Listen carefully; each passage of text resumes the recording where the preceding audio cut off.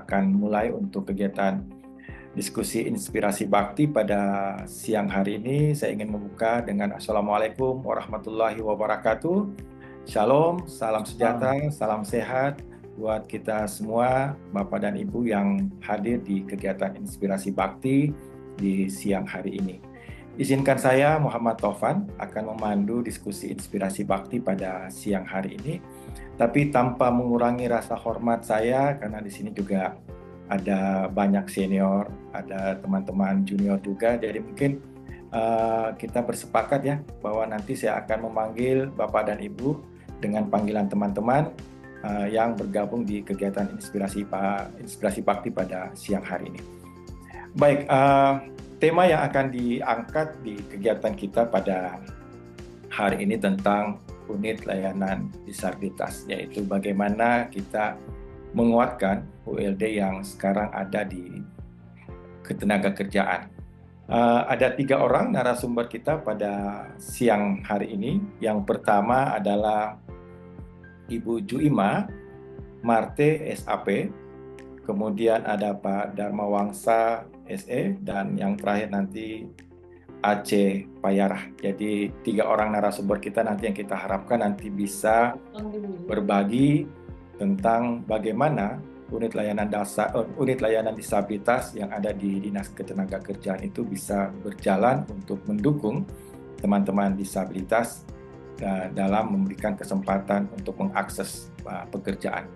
Dan saya ingin menginformasikan juga kepada teman-teman sekalian bahwa kegiatan inspirasi bakti kali ini juga mengikut sertakan teman-teman JBI, dan sekaligus juga menginformasikan nanti kepada para narasumber kita dan teman-teman yang akan berinteraksi dalam bentuk pertanyaan, kiranya nanti penyampaiannya bisa secara perlahan untuk membantu teman-teman JBI dalam mentransfer apa yang teman-teman sampaikan kepada peserta yang lain, karena mungkin di siang hari ini juga ada teman-teman disabilitas yang bergabung di kegiatan inspirasi bakti pada siang hari ini.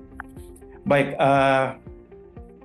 teman-teman sekalian, kegiatan inspirasi bakti ini didukung oleh program inklusi, program kemitraan antara Indonesia dan Australia untuk membangun masyarakat yang inklusif di Indonesia. Nah, salah satunya melalui kegiatan-kegiatan untuk mendorong bagaimana aksesibilitas, khususnya buat teman-teman disabilitas, dalam mendapatkan pekerjaan yang layak. Nah, hari ini kita mengangkat tema tentang unit layanan disabilitas yang ada di Dinas Ketenagakerjaan. Seperti yang sudah saya sampaikan di awal bahwa kita punya 3 orang narasumber. Untuk itu, kegiatan inspirasi bakti kita akan bagi, atau saya akan bagi untuk 2 sesi. Sesi yang pertama nanti saya akan mempersilakan kepada 3 orang narasumber untuk menyampaikan atau mempresentasikan beberapa hal terkait dengan ULD. Kemudian yang sesi yang kedua adalah sesi tanya jawab. Nah, untuk yang sesi pertama, karena waktu yang tentunya sangat terbatas, jadi saya akan mengalokasikan untuk masing-masing narasumber kurang lebih 15 menit untuk menyampaikan beberapa hal tentang ULD. Kemudian setelah itu kita akan masuk di sesi yang kedua untuk sesi diskusi atau tanya jawab. Nanti saya akan mempersilahkan teman-teman untuk bisa bertanya secara langsung atau menyampaikan pertanyaan melalui kolom chat yang tersedia di fasilitas Zoom ini. Baik, teman-teman sekalian, untuk tidak membuang banyak waktu, saya ingin mempersilakan untuk sesi yang pertama atau materi yang pertama disampaikan oleh Ibu Juima Marte SAP. Apakah Ibu bisa mendengarkan suara saya dengan baik? Oh, bisa, Pak. Baik. Kalau begitu, saya persilakan kepada Ibu Juima.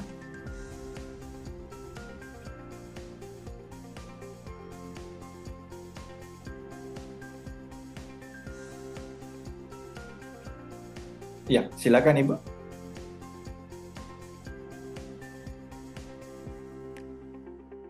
Materinya izin Pak, materinya. Oh ya, baik, teman-teman Bakti bisa membantu untuk share PPT dari Ibu Juima?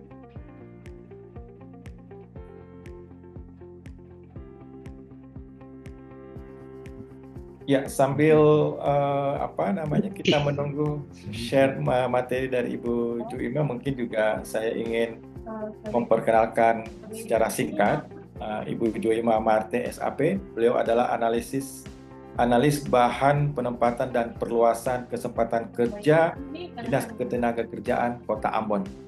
Benar ya, Bu ya? Iya. Nah, ya, silakan Ibu Juima. Assalamualaikum warahmatullahi wabarakatuh. Waalaikumsalam warahmatullahi wabarakatuh.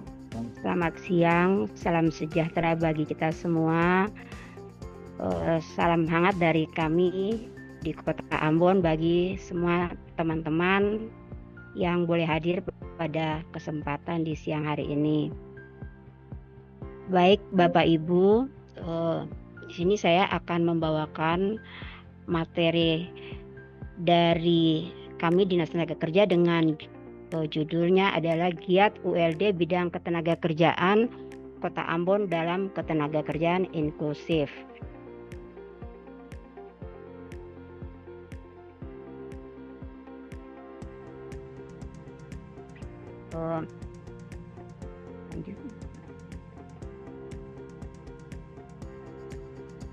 Ya. Yang menjadi dasar hukum sebagaimana kita ketahui bahwa setiap warga negara berhak atas pekerjaan dan penghidupan yang layak bagi kemanusiaan, itu sudah kita ketahui dalam Undang-Undang Dasar tahun 1945. Kemudian dalam pasal 28 bahwa setiap orang berhak bebas dari perlakuan yang bersifat diskriminatif dan dasar apapun, dan berhak mendapatkan perlindungan terhadap perlakuan yang bersifat diskriminatif.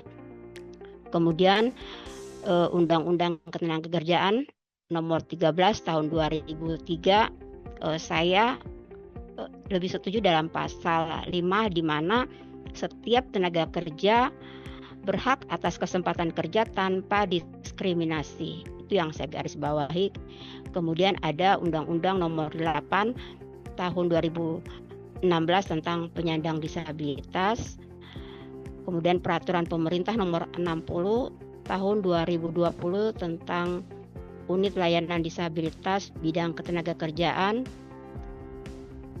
dan Peraturan Menteri Ketenagakerjaan Republik Indonesia tahun nomor 21 tahun 2020 tentang pedoman penyelenggaraan unit layanan disabilitas bidang ketenagakerjaan.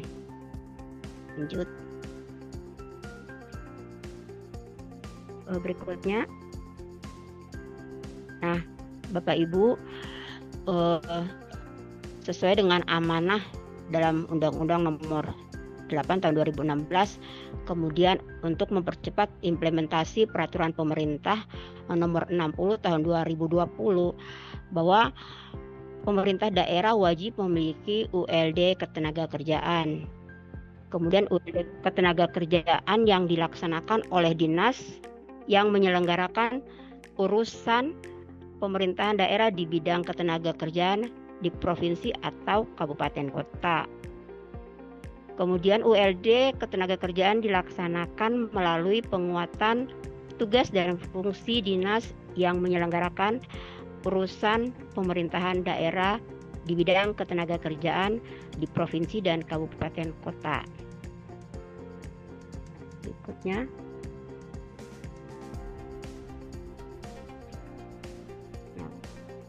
Saya mungkin memaparkan sedikit tentang apa itu disabilitas, dan saya tahu bahwa semua orang yang hadir di dalam forum ini juga mengerti tentang penyandang. Yang disebut dengan penyandang disabilitas adalah setiap orang yang mengalami keterbatasan baik fisik, intelektual, mental, dan atau sensorik dalam jangka waktu lama yang cukup lama dalam berinteraksi dengan lingkungan, dapat mengalami hambatan atau kesulitan untuk berpartisipasi. Adapun ragam dari penyandang disabilitas itu terdiri dari disabilitas fisik, kemudian sensorik, intelektual, dan mental. Adapun hak-hak yang harus dipenuhi maaf, hak-hak yang harus hak atas pekerjaan bagi teman-teman disabilitas, bahwa mereka wajib untuk memperoleh pekerjaan yang diselenggarakan oleh pemerintah atau pemerintah daerah dan swasta tanpa diskriminasi. Kemudian memperoleh upah yang sama dengan tenaga kerja bukan penyandang disabilitas dalam jenis pekerjaan dan tanggung jawab yang sama. Kemudian memperoleh akomodasi yang layak dalam pekerjaan. Keempat, tidak diberhentikan karena alasan disabilitas. Kelima, mendapatkan program kembali bekerja. Kemudian ada penempatan kerja yang adil, proporsional dan bermanfaat. Ketujuh adalah memperoleh kesempatan dalam pengembangan jenjang karir serta segala hak normatif yang melekat di dalamnya, dan dapat memajukan usaha, memiliki pekerjaan sendiri, wira swasta, pengembangan koperasi, dan memulai usaha sendiri. Sedangkan ketenaga kerjaan inklusif itu adalah konsep pengelolaan ketenaga kerjaan yang mempertimbangkan aspek penghormatan terhadap hak asasi dengan mengikutsertakan dan mengintegrasikan semua orang atas dasar kesetaraan. Ya, Bapak Ibu bisa lanjut. Nah, terkait dengan apa yang diamanatkan dalam Undang-Undang Nomor 8 Tahun 2016, kemudian Peraturan Pemerintah Nomor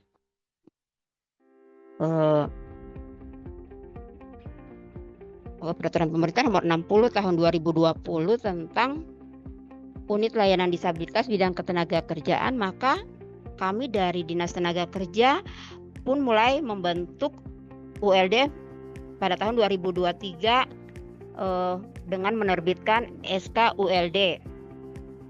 Jadi ULD kami sudah terbentuk pada tahun 2023, namun dari segi sarana dan prasarana memang kami masih terbatas, karena pada saat ini untuk pelayanan disabilitas itu kami masih satu dalam pelayanan bersama-sama dengan teman-teman non disabilitas. Berikutnya Bapak Ibu.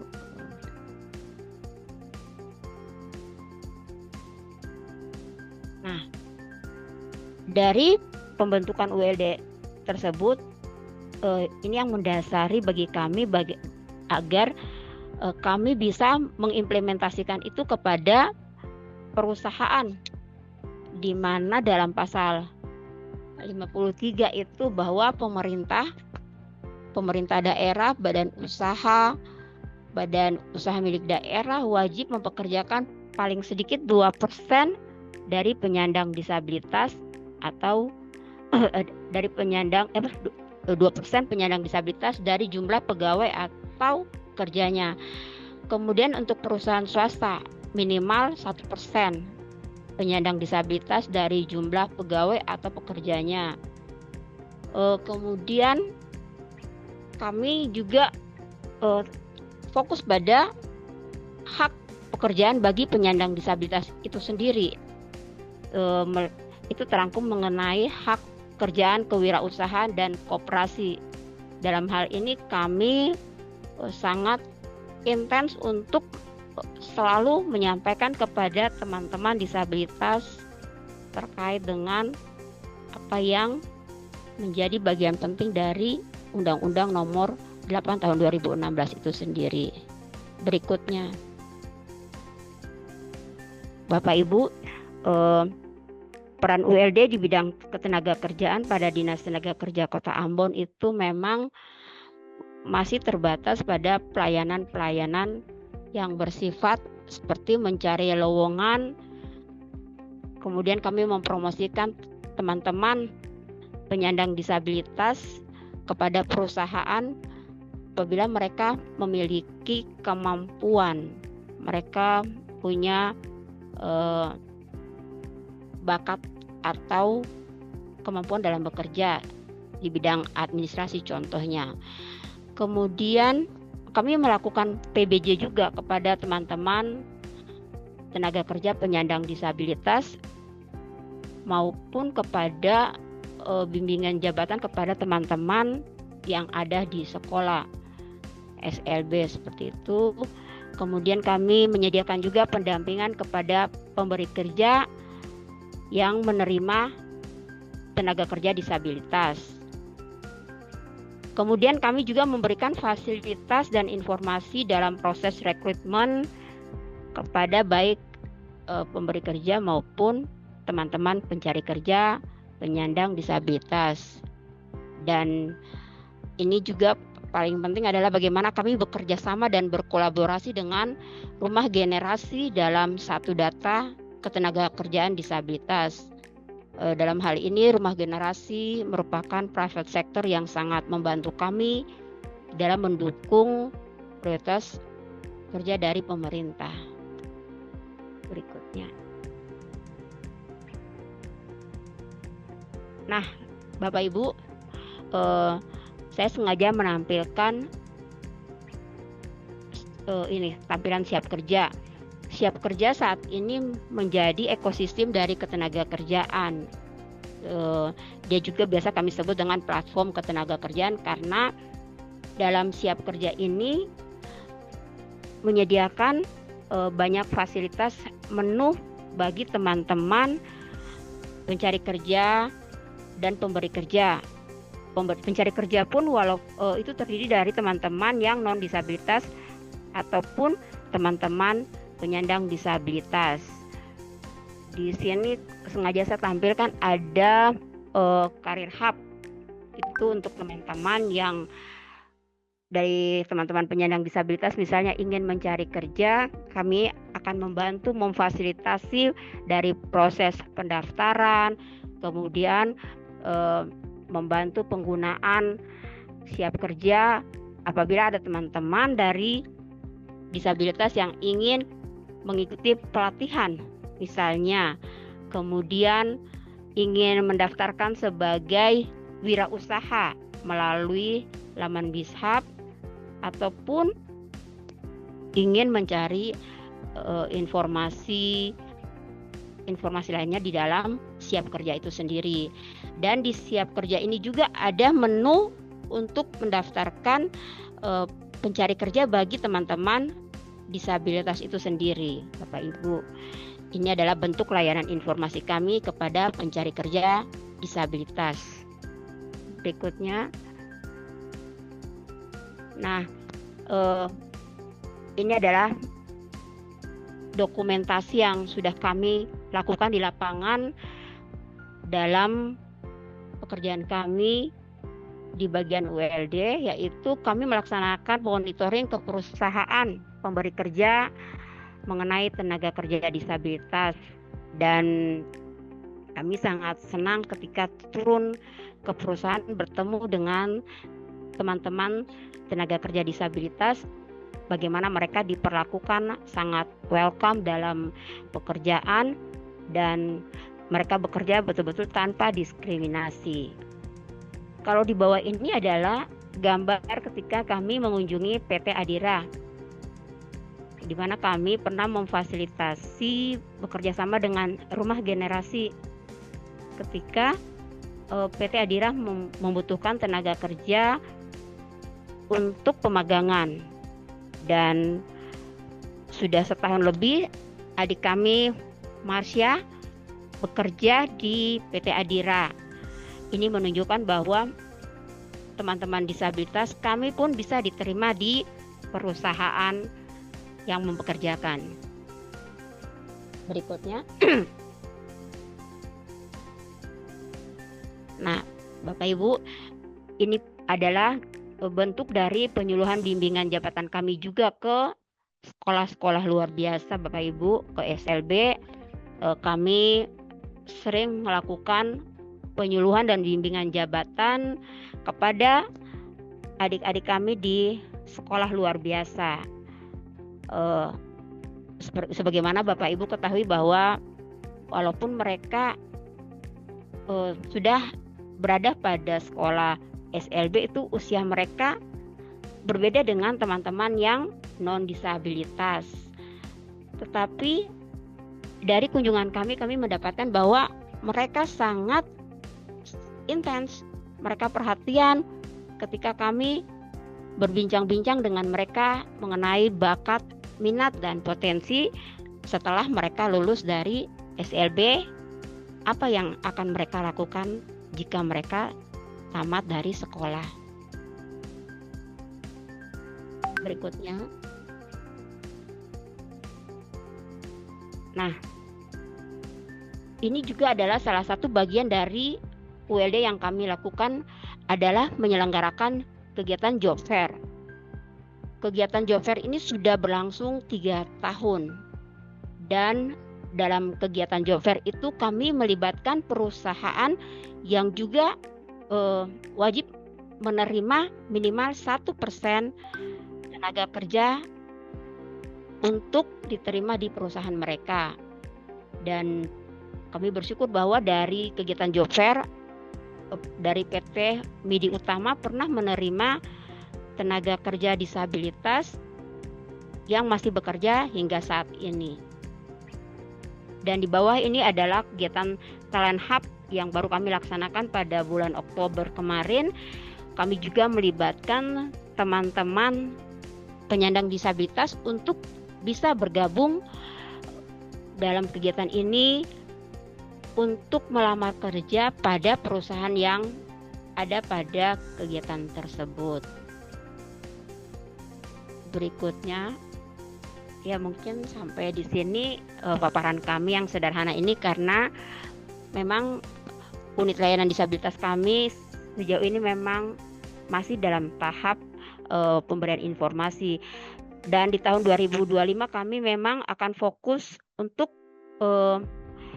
mengadakan pelatihan bagi teman-teman penyandang disabilitas, sehingga harapan kami mereka punya kompetensi, bisa bersaing dengan teman-teman lain. Kemudian arah kami pun bagaimana mengajak teman-teman ini bisa menjadi wirausaha muda. Mungkin demikian dari kami. Kami sampaikan terima kasih. Iya, terima kasih Ibu Juima Marten. Maaf, tadi saya sebutnya Marte karena di tour yang saya dapatkan itu tulisnya Marten ya, Bu ya. Terima kasih Bu sudah berbagi kita tentang proses pembentukan ULD atau unit layanan disabilitas ketenagakerjaan di Kota Ambon, juga termasuk aturan atau payung hukum proses pembentukan ULD di ketenagakerjaan yang diatur di dalam Undang-Undang Nomor 8 Tahun 2016 tentang disabilitas, dan juga beberapa kegiatan-kegiatan yang sudah dilakukan untuk mendorong bagaimana aksesibilitas bagi teman-teman disabilitas untuk mendapatkan pekerjaan, dan juga berbagai kegiatan promote yang dilakukan untuk mendukung agar upaya teman-teman disabilitas ini bisa mendapatkan informasi tentang beberapa lowongan pekerjaan yang ada di Kota Ambon. Terima kasih banyak Ibu Juima atas berbagi informasi tersebut, dan ini sangat menarik untuk nanti kita diskusikan di sesi yang berikutnya. Untuk selanjutnya kita akan saya akan mempersilakan ke narasumber kita yang kedua, Bapak Dharma Wangsa SE. Beliau adalah Kabid Ketenagakerjaan di Dinas Penanaman Modal dan Pelayanan Satu Pintu Kabupaten Maros. Kepada Pak Dharma Wangsa, saya persilakan dengan hormat. Ya, terima kasih Pak Tovan. Kembali kita ketemu dalam room ini. Semoga kita semua berada dalam kondisi yang sehat walafiat. Tentu saya akan menyapa dulu beberapa partisipan yang saya lihat kurang lebih ada 30 39 partisipan yang ada di sini. Selamat siang, Assalamualaikum warahmatullahi wabarakatuh, dan salam sejahtera bagi kita semua. Kita berharap bahwa kegiatan kita ini dapat menjadi inspirasi bagi teman-teman pemerhati disabilitas di seluruh Indonesia dan bahkan mungkin di dunia internasional.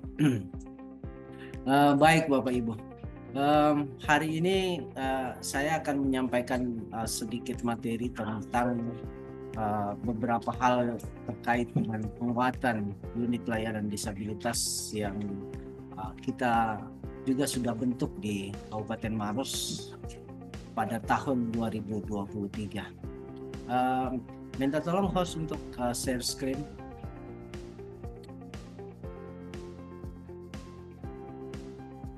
Ya, baik. Saya hanya punya 2 Pak Taufan slide saya. Dan saya akan menjelaskan beberapa hal, beberapa item yang dapat kita lakukan untuk melakukan penguatan unit layanan disabilitas ketenagakerjaan, khususnya di Kabupaten Maros, dan ini juga bisa kita jadikan sebagai acuan bagi WLD ketenagakerjaan yang ada di kabupaten lain. Ya, next. Ya. Jadi ada 7 item yang kita bisa laksanakan untuk kita dapat melakukan penguatan unit layanan disabilitas di daerah kita masing-masing. Yang pertama itu tentu kita berbicara tentang SDM. Di mana-mana di setiap organisasi, Bapak Ibu semua, bahwa tentu human resource ini atau sumber daya manusia menjadi salah satu kunci keberhasilan untuk mencapai tujuan organisasi. Nah, tentu tujuan organisasi ini pembentukan unit layanan disabilitas ketenagakerjaan sebagaimana yang disampaikan tadi rekan kita Ibu Juima dari Maluku Ambon, bahwa tentu ini akan menjadi jembatan bagi teman-teman penyandang disabilitas untuk bagaimana bisa meraih kesempatan kerja sama dengan kesempatan yang didapatkan oleh teman-teman yang non-disabilitas. Nah, ini tentu sudah kita perjuangkan, dan dengan perjuangan ini lahirlah beberapa produk-produk hukum yang berkaitan dengan perlindungan, kesamaan hak, dan yang terakhir ini adalah kewajiban untuk membentuk unit layanan disabilitas ketenagakerjaan sebagai sarana yang bisa digunakan oleh teman-teman penyandang disabilitas khususnya di Kabupaten Maros untuk dapat mendapatkan kesempatan dalam bekerja di sektor swasta. Nah, kita tidak memulai ke bagaimana kita kemudian merambah ke perusahaan-perusahaan, tetapi apa yang kita lakukan tentu kita harus kuatkan dulu potensi kita secara internal. Potensi internal yang kita maksud ya tentu SDM pengelola dari unit layanan disabilitas itu sendiri. Bagaimana kemudian kita mampu untuk melakukan intervensi ke perusahaan-perusahaan kalau sumber daya yang kita miliki tentu tidak memahami tujuan dan pembentukan organisasi ini. Nah, dalam hal ini kami terus melakukan upaya-upaya memberikan informasi kepada teman-teman, khususnya para pendamping, kemudian teman-teman yang terlibat dalam WLD ketenagakerjaan ini untuk sering-sering memberi informasi tujuan pembentukan unit layanan disabilitas ini. Kemudian yang paling penting juga sebenarnya adalah bagaimana tujuan pembentukan organisasi ini mampu untuk menjembatani teman-teman disabilitas yang ada di Kabupaten Maros dengan berbagai macam aspirasi yang mereka miliki. Mereka ajukan untuk kemudian mendapatkan layanan-layanan, terutama layanan untuk bekerja.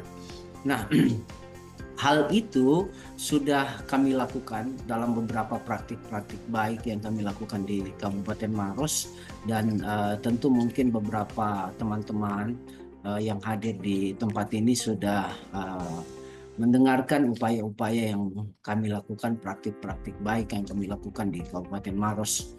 Kemudian pada poin yang kedua, saya menyoroti tentang fasilitasi aksesibilitas.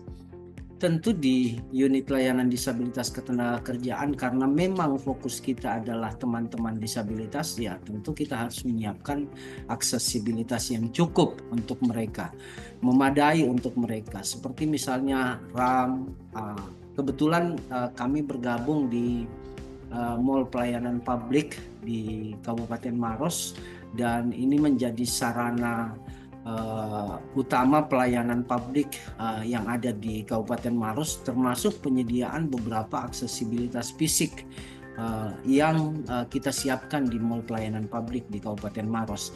Pak Taufan mungkin pernah hadir dalam rangkaian acara Joper kemarin, dan tentu sudah menyaksikan banyak aksesibilitas yang kita siapkan.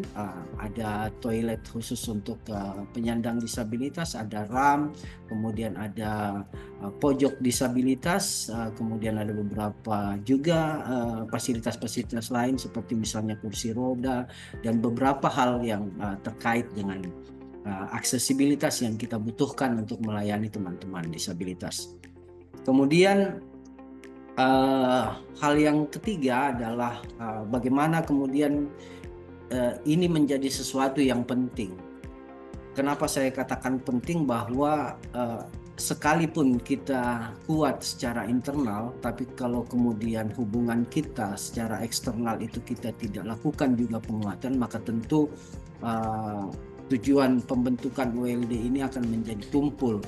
Dan tentu kita harus bermitra dengan sektor swasta, sebagaimana yang tadi disampaikan juga bahwa ada kewajiban dari pihak swasta maupun pihak pemerintah untuk menempatkan paling tidak kalau di sektor swasta itu 1%, dan kemudian kalau di sektor pemerintah BUMN atau BUMD itu adalah 2%. Nah, kewajiban-kewajiban inilah yang kemudian mengharuskan kita untuk bermitra dengan perusahaan-perusahaan sektor swasta maupun sebenarnya secara pemerintah. Di Kabupaten Maros khusus untuk rekrutmen P3K itu memang sudah disiapkan lowongan untuk penyandang disabilitas. Jadi mereka memang sudah ada jatah yang setiap tahun dibuka untuk penyandang disabilitas. Nah, kemudian kalau sektor swasta, kita berbicara dengan sektor swasta, inilah yang kemudian sementara kita lakukan upaya-upaya untuk bagaimana kemudian mengajak teman-teman di sektor swasta untuk membuka kesempatan yang seluas-luasnya bagi teman-teman penyandang disabilitas. Apa yang kita lakukan tentu mungkin ada sedikit perbedaan dengan beberapa daerah yang lain, tetapi kami dengan teman-teman di Kabupaten Maros bersepakat untuk di awal kami menyusun profil penyandang disabilitas yang kami miliki. Profil ini bertujuan bagaimana dalam tanda petik kami menjual teman-teman disabilitas untuk bekerja di sektor swasta. Karena kalau kita melakukan pendekatan kepada swasta, tentu mereka akan bertanya kemampuan apa yang dimiliki oleh teman-teman penyandang disabilitas. Nah, kalau kami tidak memiliki profil, maka tentu kami tidak dapat menyampaikan informasi yang benar dan detail kepada perusahaan-perusahaan. Nah, selain itu juga tentu ini akan apalagi akan berimbas kepada bagaimana kemudian perusahaan ini juga mampu menyediakan lowongan yang cocok untuk beberapa profil-profil yang kami susun. Tentu hal ini juga memang tidak mudah karena selain membuka lowongan pekerjaan untuk penyandang disabilitas, kita pahami bahwa teman-teman disabilitas ini kan berkebutuhan khusus dan perusahaan itu harus menyiapkan tempat kerja yang nyaman bagi mereka teman-teman penyandang disabilitas, karena tanpa ada lingkungan kerja environment yang cukup baik bagi mereka dalam beraktivitas, tentu juga mereka akan terbatas. Nah, inilah yang harus kita lakukan ke depan, dan saya berharap dukungan dari teman-teman sesama penggiat apalagi penggiat inklusi untuk bagaimana kita dapat membuat semua perusahaan-perusahaan atau sektor-sektor swasta ini sadar bahwa bukan hanya teman-teman yang non disabilitas dapat berpartisipasi dalam pengembangan usaha mereka, tetapi di sisi lain ada juga teman-teman disabilitas yang juga mampu, dan bahkan menurut saya boleh jadi kemampuan mereka di atas dari kemampuan teman-teman non disabilitas. Kemudian yang keempat, ada pendekatan yang paling penting juga untuk kita lakukan dalam penguatan WLD itu adalah program pelatihan dan peningkatan kompetensi.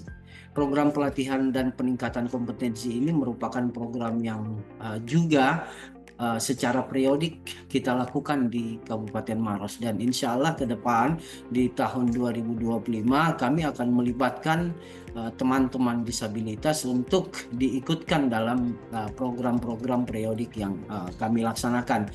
Tentu ini juga akan meminta saran dan beberapa masukan dari teman-teman penyandang disabilitas yang lain untuk kemudian menyampaikan kepada kami minat apa, bakat apa yang mereka inginkan untuk kemudian dapat kita buatkan satu kejuruan untuk diadakan pelatihan dan peningkatan kompetensi.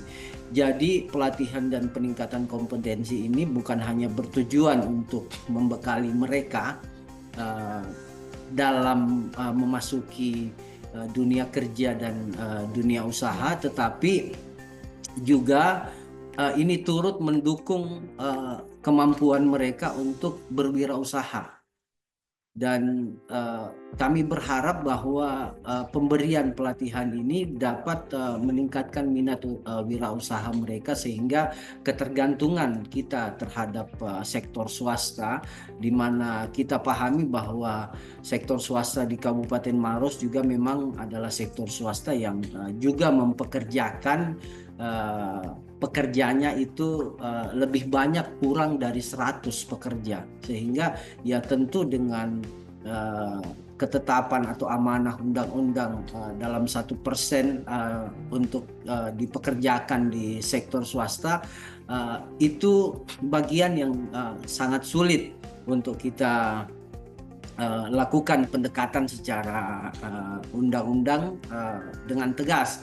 Tetapi saya dalam hal ini senantiasa mengadvokasi teman-teman di Kabupaten Maros, khususnya teman-teman yang ada di WLD, bahwa pendekatan yang kita lakukan ke sektor swasta, kita tidak melakukan pendekatan secara undang-undang, tetapi lebih kita melakukan pendekatan dari hati ke hati, bahwa ada banyak sektor swasta yang melakukan aktivitasnya yang kurang dari 100 pegawainya, itu juga sebenarnya bisa membuka kesempatan kerja bagi penyandang disabilitas. Nah, kemudian langkah kelima yang kami lakukan itu adalah advokasi kebijakan. Advokasi kebijakan ini kami lakukan dalam rangka bagaimana supaya kebijakan-kebijakan pemerintah, khususnya pemerintah daerah Kabupaten Maros, untuk tetap melakukan dukungan-dukungan terhadap penyandang disabilitas, baik dari sisi bagaimana mereka mendapatkan perlindungan, bagaimana kemudian mereka mendapatkan layanan, dan yang terpenting adalah bagaimana mereka bisa berdaya. Nah, inilah yang kami terus lakukan advokasinya di Kabupaten Maros, dan contoh-contoh seperti apa yang saya sampaikan tadi, bahwa kami telah melakukan beberapa praktik-praktik baik yang ada di Kabupaten Maros, itu tentu akan kami lanjutkan, dan insya Allah kami akan lakukan ke depan secara masif insya Allah. Nah, kemudian di slide berikutnya ada sosialisasi dan kampanye kesadaran. Tentu hal ini apa yang kita lakukan memang di awal ya tentu memerlukan perjuangan yang tidak ringan ya Bapak Ibu semua, bahwa dalam memperjuangkan hak-hak untuk penyandang disabilitas, terutama hak untuk bekerja, kami menemukan beragam macam tantangan, dan tentu hal ini harus kita lakukan secara periodik, dan informasi-informasi ini harus kita diseminasikan kepada pihak-pihak yang berkaitan dengan kesempatan kerja bagi penyandang disabilitas. Dalam 1-2 kali pertemuan memang itu hal yang mungkin tidak cukup untuk kita lakukan pendekatan, khususnya kondisi di Kabupaten Maros, bahwa perusahaan-perusahaan yang ada atau sektor-sektor swasta itu rata-rata mempekerjakan di bawah under 100 orang.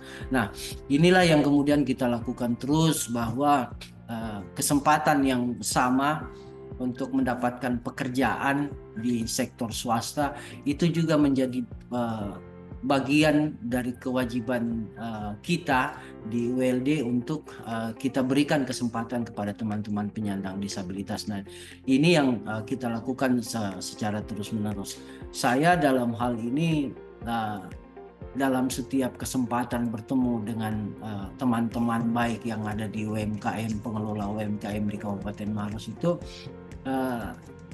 senantiasa menyampaikan kepada mereka bahwa di samping ada teman-teman yang non disabilitas yang bekerja di tempat Anda harus paham bahwa di komponen masyarakat kita, di komponen bangsa kita ini ada teman-teman disabilitas yang juga harus mendapatkan perhatian dan perlakuan yang sama dalam hal mendapatkan pekerjaan.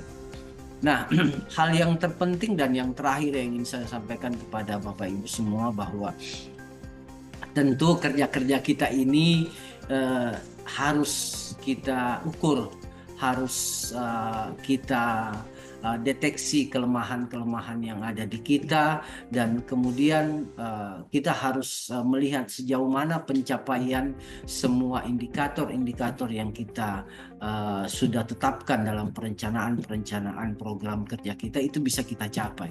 Nah, kalau kemudian kita mendapati hal yang memang dari perencanaan itu kurang mendapatkan progres yang baik, nah tentu ini yang kemudian harus kita gali kembali, kira-kira ada kendala apa yang kita dapati di situ, dan kemudian dalam replanning ke tahun-tahun ke depannya, ke tahun-tahun di masa-masa yang akan datang, terus-menerus kita lakukan perbaikan, terus-menerus kita lakukan peningkatan. Demikian mungkin yang bisa saya sampaikan pada kesempatan ini, Bapak Ibu semua. Saya mohon maaf atas segala keterbatasan, saya mohon maaf atas segala kekurangan, dan tentu saya berharap bahwa dalam room ini kita akan lebih banyak berdiskusi, kemudian kita bisa mengungkap banyak praktek-praktik baik yang kita lakukan di Kabupaten Maros, dan juga bisa menjadi representasi dan kemudian mudah-mudahan bisa menjadi contoh yang baik bagi kabupaten-kabupaten lain di Indonesia. Terima kasih. Assalamualaikum warahmatullahi wabarakatuh. Waalaikumsalam warahmatullahi wabarakatuh. Terima kasih Pak Dharma Wangsa, Kabid Ketenagakerjaan Kabupaten Maros. Ya, teman-teman sekalian, teman-teman Inspirasi Bakti yang bergabung di ruang Zoom kita pada siang hari ini.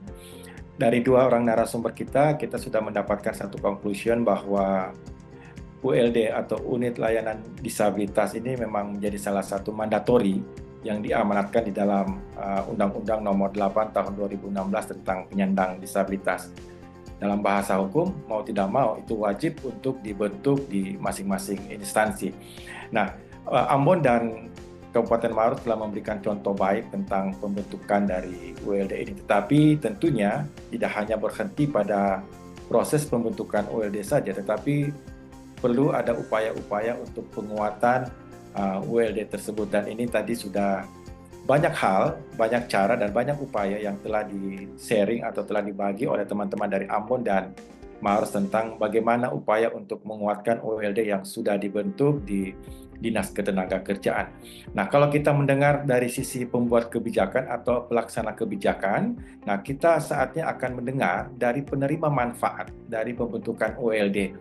Hari ini atau siang hari ini di Inspirasi Bakti hadir bersama kita adalah Marsha Payara.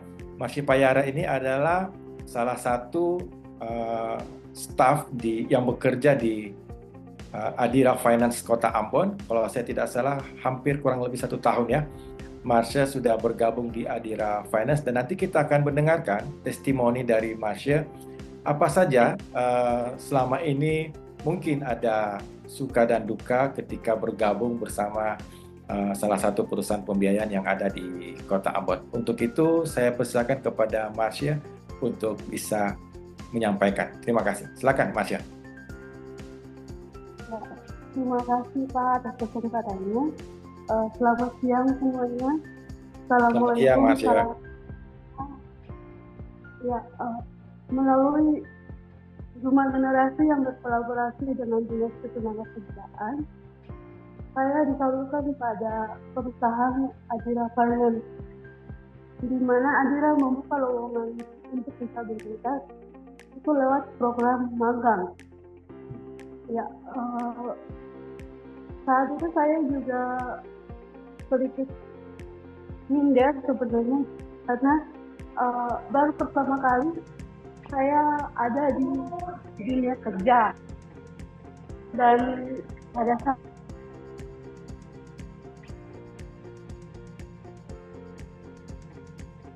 saat itu ketika saya dipanggil dan saya diterima Adira, yang awalnya itu adalah status saya adalah karyawan magang. Dengan semangat saya, dengan saya membuktikan kalau disabilitas itu bukan untuk dikasihani, tapi lebih ke bagaimana saya membuktikan sendiri kalau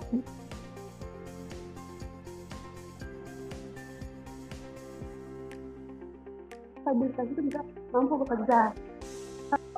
Suatu pekerjaan yang pastinya tetap ada suka, ada dukanya. Bagaimana kita melawan stigma yang ada di tempat kerja. Kalau terkadang ada juga yang menganggap bahwa disabilitas itu bisa apa? Disabilitas itu ya hanya begitu saja, dia tidak bisa melakukan apa-apa. Tapi puji Tuhan saya mampu untuk menunjukkan bahwa saya juga bisa. Dan pekerjaan yang saya kerjakan di Adira sendiri, puji Tuhan juga tidak terlalu berat. Saya hanya menyiapkan map untuk penjualan, melengkapi berkas-berkas yang ada, dan membantu juga dalam melakukan gudang.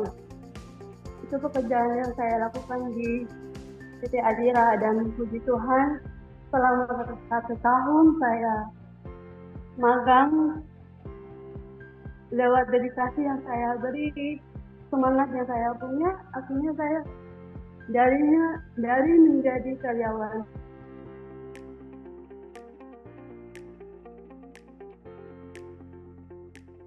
magang, sekarang menjadi karyawan. Puji Tuhan di sini juga akses untuk saya, karena disabilitas yang saya alami juga tidak terlalu berat. Saya adalah cerebral palsy atau gangguan pada fungsional tangan saya. Jadi puji Tuhan di sini sangat akses. Saya sendiri merasa bangga dengan diri saya sendiri bisa dan mampu bekerja di 50 lebih karyawan saya sendiri yang disabilitas saya mampu bekerja. Saya mampu bekerja itu kalau disabilitas itu bisa dan mampu dalam dunia bekerja. Mungkin itu saja, Pak. Oke, terima kasih Marsha. Ada hal yang menarik ya yang disampaikan oleh Marsha, bahwa dengan bekerjanya Marsha ini juga untuk membantu untuk memutus atau menghilangkan stigma yang melekat pada teman-teman penyandang disabilitas, bahwa mereka selama ini selalu minta untuk dikasihani ya, seperti itu ya. Padahal sebenarnya tidak seperti itu. Ketika teman-teman penyandang disabilitas diberikan aksesibilitas yang sesuai dengan kemampuan mereka, mereka juga sebenarnya bisa melakukan fungsi-fungsi sosial, termasuk salah satunya adalah melakukan fungsi pekerjaan. Dan puji Tuhan bahwa kalau saya tidak salah bertemu dengan Marsha setahun yang lalu ya Mas ya, di Ambon ya. Waktu itu masih magang dan sekarang sudah menjadi karyawan di Adira Finance. Ini salah satu capaian yang luar biasa. Dan teman-teman sekalian juga saya ingin menyampaikan bahwa tidak hanya Marsha yang ada di Kota Ambon, melalui program inklusi juga sebenarnya cukup banyak teman-teman penyandang disabilitas yang didorong untuk bisa mendapatkan akses pekerjaan. Kalau saya tidak salah di Kabupaten Maros juga ada yang bekerja di toko retail, teman-teman penyandang disabilitas fisik. Kemudian mereka juga ada juga teman-teman penyandang disabilitas fisik yang selain bekerja, mereka juga dibantu untuk dibukakan akses untuk mendapatkan bantuan modal usaha sehingga mereka juga bisa menjalankan fungsi-fungsi pekerjaan atau fungsi-fungsi sosial yang lainnya. Dan ini dilakukan oleh teman-teman di Yayasan Bakti melalui program inklusi di beberapa kabupaten kota di kawasan tengah dan timur Indonesia. Baik, teman-teman sekalian, kita tadi sudah mendengarkan dari sisi kebijakan, dari sisi beberapa upaya, dan kemudian juga kita mendengarkan dari testimoni yang disampaikan Marsha terkait dengan selama ini, mulai dari proses magang dan sekarang menjadi salah satu karyawan di Adira Finance. Tentu banyak hal yang menjadi inspirasi bagi kita semua. Untuk itu, saya akan buka untuk sesi yang kedua, yaitu sesi tanya jawab. Tapi sebelumnya, saya akan coba untuk melihat dulu di kolom chat apakah sudah ada yang menyampaikan pertanyaan. Ya, sepertinya ada. Teman-teman sekalian, untuk di sesi yang kedua ini, nanti saya bisa mempersilakan teman-teman untuk menyampaikan pertanyaan itu secara langsung dengan raise hand, atau yang kedua nanti teman-teman bisa menuliskan pertanyaan itu di kolom chat dan nanti akan saya bacakan pertanyaannya. Dan nanti mudah-mudahan teman-teman juga bisa menyampaikan ya, pertanyaan itu akan disampaikan kepada siapa dari 3 orang narasumber kita. Baik, untuk yang pertanyaan pertama, yaitu bagaimana cara memastikan ada tidaknya stigma dan diskriminasi di lingkungan kerja. Kemudian yang kedua, dan bagaimana upaya ULD bila terjadi stigma dan diskriminasi bahkan harus terjadi PHK. Mungkin untuk pertanyaan yang pertama ini untuk 3 narasumber kita, Ibu Ima, Pak Darmawangsa, dan Marsha, terkait dengan apakah di lingkungan kerja itu masih terjadi stigma, terutama untuk Marsha juga ya. Ini perlu, apakah ada diskriminasi selama ini? Dan yang kedua, pertanyaan yang kedua, bagaimana upaya ULD ini mungkin untuk narasumber yang pertama dan kedua, Ibu Ima dan Pak Darmawangsa, untuk menghilangkan stigma. Dan bagaimana kalau terjadinya diskriminasi sehingga terjadinya pemutusan hubungan kerja. Jadi itu dulu 2 pertanyaan di kolom chat yang saya bacakan. Sambil menunggu yang lain, mungkin saya mempersilakan dulu kepada narasumber kita untuk bisa merespon pertanyaan ini. Silakan Ibu Ima, Pak Darmawangsa, atau Marsha, ya. Boleh. Di kesempatan pertama mungkin Pak, Taufan? Boleh, silakan Pak Darmawangsa. Iya, silakan Pak. Mohon izin Pak Ibu Juimah. Ya. Terima kasih. Tentu pertanyaan ini adalah pertanyaan yang cukup bagus dan ini tentu akan menjadi inspirasi kita bagi teman-teman yang bergerak di WLD. Memastikan ada tidaknya stigma dan diskriminasi di lingkungan kerja itu tentu kita bisa lihat dari bagaimana kemudian perlakuan teman-teman yang ada di tempat kerja kita. Kalau mereka memperlakukan kita dengan baik tanpa ada apalagi pemisahan atau diskriminasi bahwa kita ini memiliki dalam tanda petik kekurangan yang tidak dimiliki oleh orang lain, itu berarti ada stigma yang terjadi di lingkungan kerja, dan itu ada diskriminasi kalau beberapa apalagi pengambil keputusan atau stakeholder di organisasi tersebut memang menyepakati hal itu dan membiarkan hal itu terjadi. Tapi catatannya adalah bahwa ketika pihak manajemen telah membuka lowongan kerja bagi teman-teman penyandang disabilitas, tentu kampanye tentang awareness terhadap penyamaan hak penyandang disabilitas itu juga pasti sudah dilakukan. Dan kami yakin bahwa mereka telah melakukan diseminasi informasi tentang bagaimana kesamaan hak bagi penyandang disabilitas untuk diperlakukan secara baik di tempat kerja ataupun di lingkungan kerja. Nah, saya beralih ke pertanyaan yang kedua, upaya ULD bila terjadi stigma dan diskriminasi bahkan terjadi PHK. Tentu kita akan melakukan kunjungan ke perusahaan dan memastikan bahwa perusahaan tidak lagi melakukan upaya-upaya tersebut, upaya-upaya diskriminasi tersebut. Dan jika memang terjadi PHK, tentu bagian dari itu kita juga akan mengadvokasi itu lewat bidang yang kita sebut dengan hubungan industrial, dan itu menjadi urusan ketenagakerjaan. Jadi PHK itu tidak serta-merta itu bisa terjadi hanya karena Anda apalagi mengalami disabilitas, karena kesempatan kerja untuk penyandang disabilitas itu menjadi amanah undang-undang. Jadi kalau PHK terjadi karena Anda mengalami disabilitas, itu berarti teman-teman perusahaan atau di sektor swasta telah melanggar undang-undang, dan kan konsekuensi dari pelanggaran undang-undang itu tentu ada sanksi yang dapat diberlakukan bagi perusahaan. Kami ULD akan mengadvokasi itu dan tentu akan meninjau ulang keberadaan perusahaan itu dari segi perizinan mungkin yang bisa kita lakukan, bagaimana kemudian apalagi beberapa hal yang terkait dengan pemerintah daerah itu kita bisa lakukan hal yang seperti itu.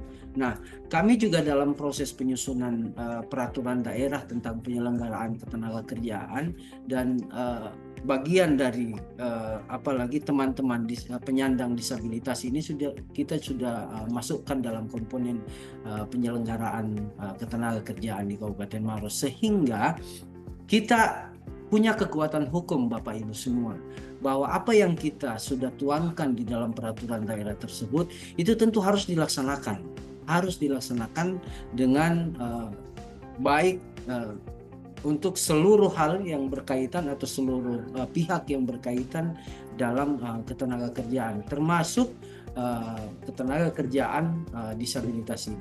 Demikian mungkin Pak Taufan, teman-teman sekalian. Iya, terima kasih Pak Darmawangsa. Ibu Juimah mau menambahkan?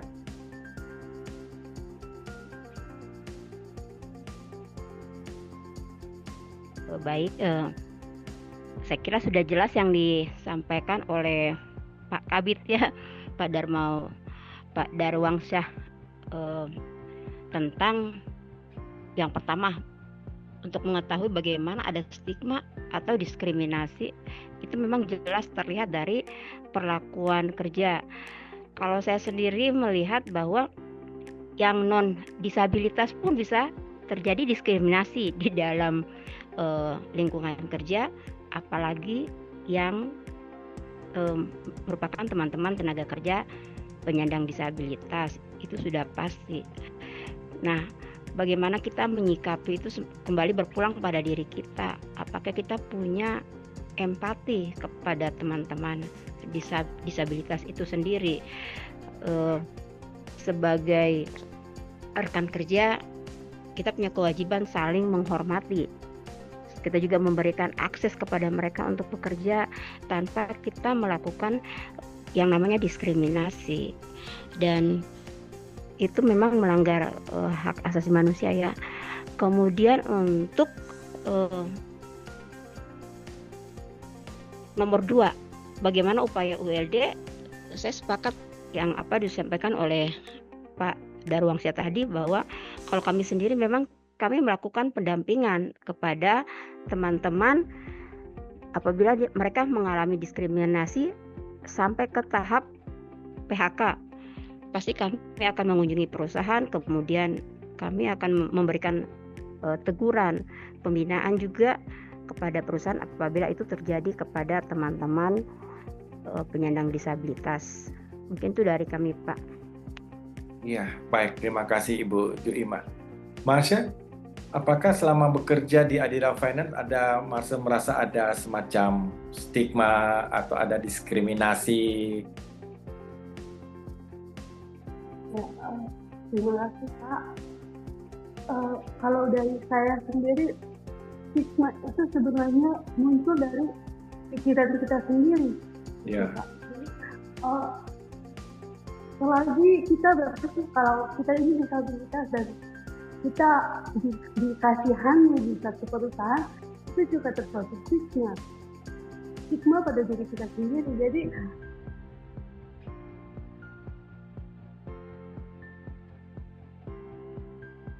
sebenarnya pola pikir kita sendiri yang harus dilakukan terhadap kita di satu perusahaan.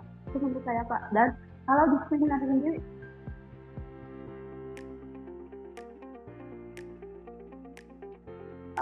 pastinya ada Pak.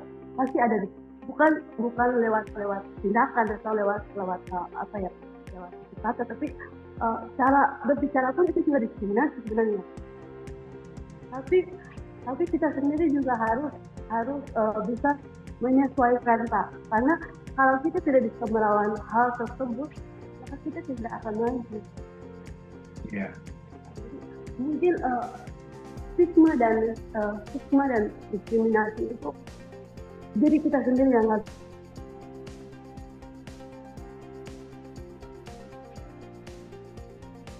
bisa melawan itu sebagai karyawan itu. Oke, terima kasih Marsha. Baik, sepertinya di kolom chat sudah tidak ada lagi pertanyaan. Saya persilakan mungkin teman-teman dari Zoom yang ingin menanyakan secara langsung, silakan bisa raise hand, nanti pertanyaannya bisa langsung disampaikan ke 3 orang narasumber kita. Sambil menunggu dari teman-teman yang ada di ruang Zoom ini, mungkin oh ya, saya cek lagi ya, katanya masih ada di kolom chatnya. Oh iya, benar. Iya, baik, saya akan coba bacakan satu pertanyaan di kolom chat. Di antara beberapa jenis disabilitas, salah satu jenis disabilitas yang paling sering diabaikan atau mengalami diskriminasi adalah orang yang pernah mengalami kusta atau disingkat dengan OYPMK. Bagaimana upaya yang dapat dilakukan oleh ULD dalam menindaklanjuti situasi seperti ini? Nah, ini ya sering kita bertemu ya dengan salah satu teman-teman penyandang disabilitas adalah orang yang pernah menyandang penyakit kusta. Kalau saya tidak salah, Ibu Juima di Kota Ambon juga termasuk salah satu yang banyak ya penyandang kusta. Nah, apa yang bisa dilakukan oleh ULD dalam memberikan kesempatan kalau misalnya ada teman-teman yang kemudian ingin masuk dalam dunia kerja? Silakan, mungkin siapa, salah satu Ibu Juima atau Pak Darwangsa? Bisa kesempatan pertama lagi saya. Oh, silakan Pak Darwangsa. Ya. Iya. Dari apa yang kami lakukan, yang sudah kami sedang proses di Kabupaten Maros, yaitu penyusunan profil. Di penyusunan profil disabilitas itu kita sudah jelaskan sejelas-jelasnya bahwa teman yang bersangkutan ini pernah menderita misalnya kusta, dan apa yang kami lakukan adalah bahwa setelah kami mengantar teman-teman untuk bekerja, itu pasti akan kami jelaskan kepada pihak perusahaan bahwa teman yang bersangkutan ini pernah menderita kusta. Tetapi juga apa yang kami lakukan itu pasti kita perhadapkan dengan surat keterangan dari pihak apalagi klinik ataupun rumah sakit yang pernah menangani bahwa penyakit yang sudah diderita ini memang benar-benar sudah tidak lagi diderita oleh yang bersangkutan, dan tentu ini akan melalui pendekatan yang khusus, terutama teman-teman di lingkungan kerja di mana orang yang pernah menderita kusta ini kita harus berikan sosialisasi, kita harus berikan penekanan kepada pihak perusahaan bahwa tolong hal ini disampaikan kepada rekan-rekan kerja yang lain agar tidak menimbulkan hal-hal yang bersifat diskriminatif ke depannya ketika teman disabilitas ini telah bekerja pada perusahaan tersebut. Terima kasih. Iya, terima kasih Pak Darwangsa. Ibu Juima mau menambahkan? Saya kira yang sudah disampaikan oleh Pak itu sudah menjawab ya, bahwa memang betul untuk penyakit kusta apabila itu terjadi memang sebaiknya harus ada surat pengantar dari rumah sakit apakah dia benar-benar sudah sembuh dan memang dia bisa kembali ke tempat bekerjanya. Mungkin seperti itu dari kami, Pak. Baik, terima kasih Pak Darwangsa, Ibu Juima. Jadi salah satu upaya yang dilakukan oleh teman-teman di ULD, yang pertama tadi yang disarankan oleh Pak Darwangsa adalah perlu adanya profil ya Pak ya, atau gambaran tentang teman-teman penyandang disabilitas. Nah, jika salah satu profilnya adalah teman-teman yang pernah menyandang penyakit kusta, maka tentu harus dilengkapi dengan laporan medis ya. Surat keterangan dokter bahwa yang bersangkutan ini sudah sembuh total dan tidak lagi menyandang sebagai penyandang kusta. Dan ini merupakan salah satu upaya untuk bagaimana juga membantu teman-teman penyandang kusta yang memang hampir sebagian besar stigma orang ini kan, maaf ini agak sedikit riskan ya ketika mereka kontak secara fisik langsung dengan teman-teman penyandang kusta. Dengan upaya-upaya ini maka tentu bisa setidaknya membantu teman-teman yang pernah menyandang penyakit kusta untuk dapat, tadi kata Ibu Juima, untuk dapat bekerja kembali atau dapat melaksanakan fungsi sosialnya kembali. Seperti itu. Baik, terima kasih Pak Darwangsa dan Ibu Juima. Ada lagi yang di kolom chat? Belum ya? Kalau teman-teman yang di Zoom ada yang mau menyampaikan secara langsung, silakan. Nah, sambil kita menunggu teman-teman di Zoom yang mau menyampaikan secara langsung pertanyaan, mungkin ada satu pertanyaan yang cukup menggelitik dari saya Pak Darwangsa dan Ibu Juima. Kira-kira di dalam undang-undang atau aturan hukumnya kan telah mengatur bahwa ini kan wajib ya, wajib membentuk ULD. Apakah ada tantangan Pak? Tantangan ketika proses pembentukan ULD ini. apakah ini dari sisi pembiayaan, tadi juga dijelaskan secara singkat tentang SDM ya, bahwa tentu untuk merubah paradigma bukan hanya di lingkungan masyarakat, tapi di lingkungan kerja juga butuh effort yang kuat ya. Misalnya dulu kita mungkin terbiasa dengan menggunakan kata cacat. Ya, sekarang kan tidak lagi boleh untuk menggunakan kata itu, tapi kita ganti dengan menggunakan kata disabilitas. Ya, tapi ini kan merubah ini kan bukan hal yang mudah gitu Pak ya. Pak Darwangsa dan Ibu Juima butuh effort, butuh dorongan yang kuat gitu, butuh komitmen yang besar di lingkungan kerja. Nah, adakah tantangan-tantangan lain yang mungkin dihadapi ketika kemudian daerah memutuskan untuk membentuk ULD? Apakah itu di Maros maupun di Kota Ambon? Baik Pak Tovan, inilah yang kemudian tentu menjadi pekerjaan yang senantiasa hadir di kita, di peran kita sebagai ULD, bahwa tentu keterbatasan atau tantangan-tantangan yang kita hadapi itu sangat banyak Pak, bukan hanya dari sisi internal tetapi juga dari sisi eksternal. Karena memang ULD ini menjadi jembatan yang menghubungkan antara dunia kerja dengan teman-teman penyandang disabilitas. Dari sisi lain, secara internal kita harus melayani penyandang disabilitas dengan beragam beragam disabilitas mereka. Tentu ini harus memerlukan pemetaan yang cukup baik. Dan kemudian di sisi eksternal juga kita harus melihat ketersediaan lowongan untuk penyandang disabilitas. Nah, Bapak Ibu, tentu kita pahami bahwa di Indonesia tingkat pengangguran itu khususnya kalau kita berbicara di Kabupaten Maros Pak, itu ada sekitar 6.000 pengangguran, dan di dalamnya mungkin terdapat teman-teman penyandang disabilitas.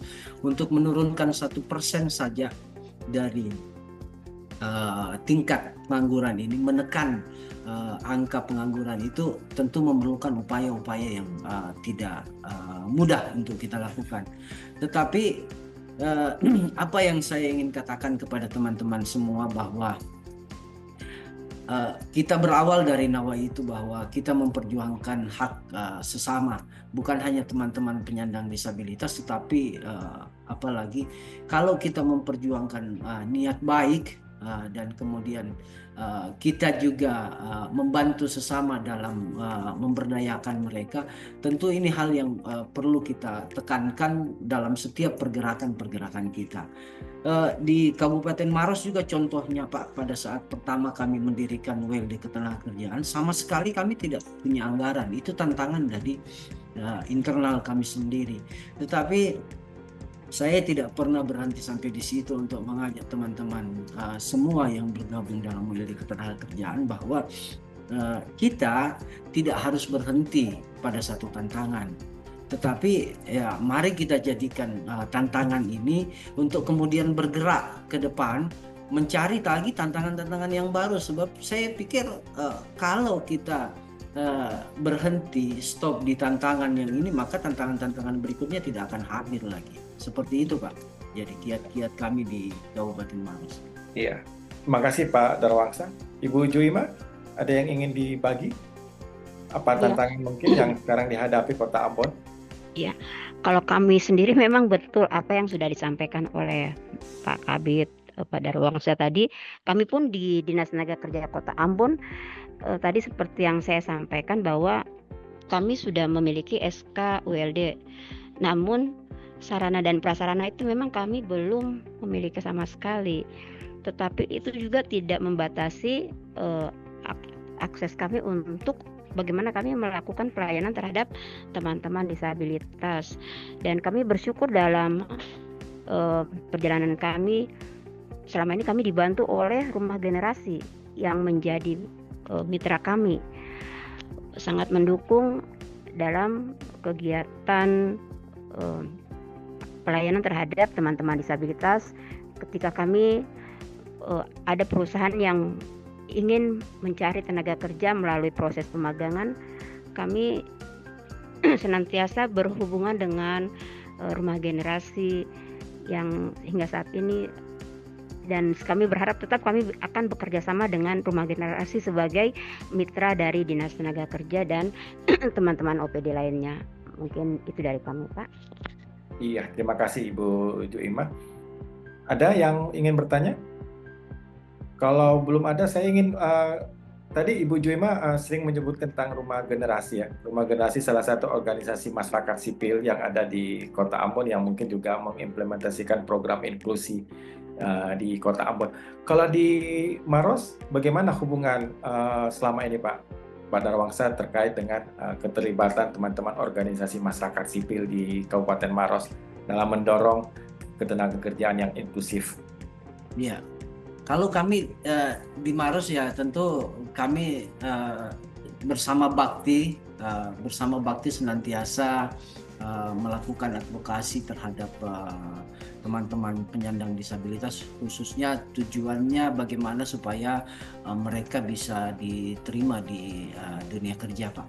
Nah, tentu dalam hal ini juga tentu Bakti punya ruang-ruang khusus juga yang mungkin tidak bisa dimasuki terlalu jauh, dan kami juga tidak bisa masuk terlalu jauh ke Bakti. Jadi kami senantiasa menutup gap-gap yang ada, bahwa ketika misalnya Bakti tidak mampu menyiapkan hal tersebut, maka kami mencoba untuk kemudian masuk lagi ke ruang itu. Kalau kemudian demikian juga sebaliknya, Pak, kalau misalnya kami tidak mampu, maka Bakti lagi yang masuk ke dalam gap untuk mengisi kekosongan dari apa yang kita harus butuhkan dalam bagaimana supaya peran ULD ini bisa lebih baik di masa-masa yang akan datang. Terima kasih, Pak. Iya, berarti salah satu upaya untuk menguatkan unit layanan disabilitas ini adalah membuka ruang kolaborasi ya, Pak Darwangsa, Ibu Juima ya. Bagaimana mengajak sertakan teman-teman organisasi masyarakat sipil atau stakeholders yang lain yang ada di kabupaten, kota gitu ya, untuk bersama-sama menguatkan OLD, karena tadi kita lihat bahwa tantangan pembentukan, sebenarnya pembentukannya bukan tidak menjadi persoalan ya, tetapi bagaimana keberlanjutan setelah dibentuk ini yang menjadi penting, terkait dengan pendanaan, terkait dengan bagaimana upaya-upaya penguatan sumber daya manusia, bagaimana upaya-upaya untuk memberikan awareness, memberikan informasi yang baik ke masyarakat tentang teman-teman penyandang disabilitas, bagaimana menyusun profil dari teman-teman penyandang disabilitas, dan kemudian bagaimana menjembatani antara teman-teman disabilitas dengan dunia kerja sehingga kesempatan itu bisa terbuka lebar bagi teman-teman penyandang disabilitas, dan tentunya ini tidak hanya bisa dilakukan oleh pemerintah daerah dan pemerintah kota saja, tapi perlu keterlibatan semua pihak. Salah satunya adalah organisasi masyarakat sipil yang ada di kabupaten kota. Baik, saya ingin bertanya dulu ke teman-teman Rumah Generasi, apakah Kepala Cabang Adira Finance sudah bergabung bersama dengan kita atau bagaimana? Popi?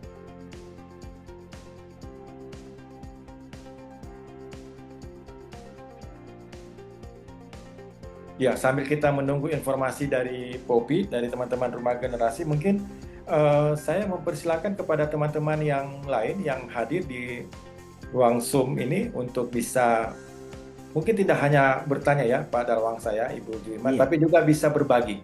Berbagi informasi, berbagi praktik-praktik baik terkait dengan bagaimana upaya-upaya membuka aksesibilitas bagi teman-teman penyandang disabilitas, atau mungkin ada saran atau ada masukan terkait dengan bagaimana untuk memperkuat ULD yang sekarang sudah ada. Tadi Pak Darwangsa sudah berbagi 7 poin dalam upaya untuk penguatan ULD, dan kemudian kita menambahkan lagi satu, bahwa ruang kolaborasi itu juga menjadi salah satu poin penting untuk bagaimana bisa menguatkan ULD yang sekarang sudah terbentuk. Nah, mungkin teman-teman yang lain ada yang ingin dibagi? Silakan, saya mempersilakan.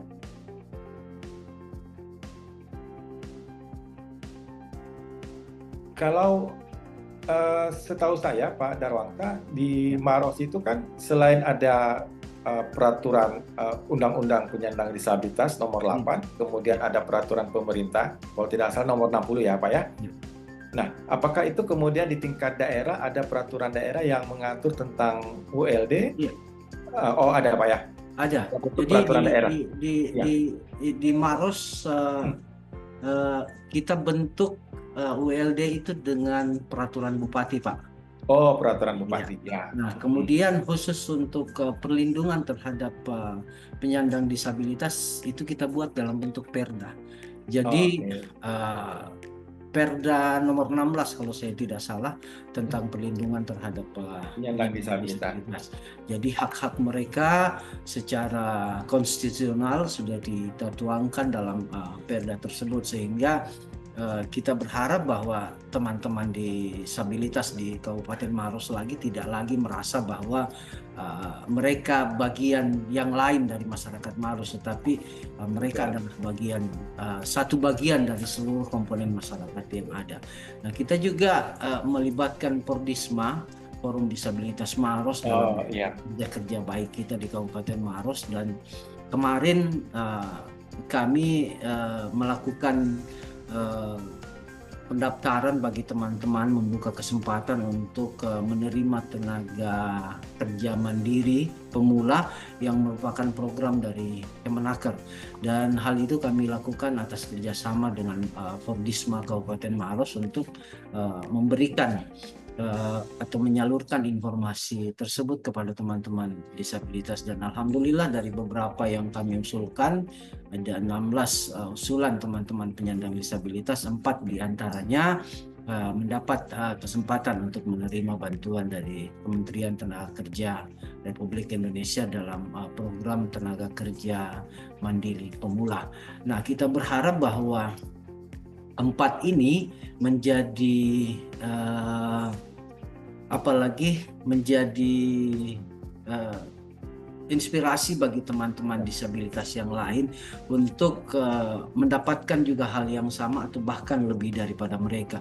Dan saya juga senantiasa memberikan apalagi penyampaian kepada teman-teman disabilitas yang telah mendapatkan bantuan tersebut untuk senantiasa berupaya memperbaiki proses dari keberlangsungan usaha mereka, sehingga ada tahap selanjutnya Pak yang bisa kita dapatkan, yaitu tenaga kerja mandiri lanjutan, dan bantuannya itu tentu jauh lebih besar daripada tenaga kerja mandiri pemula.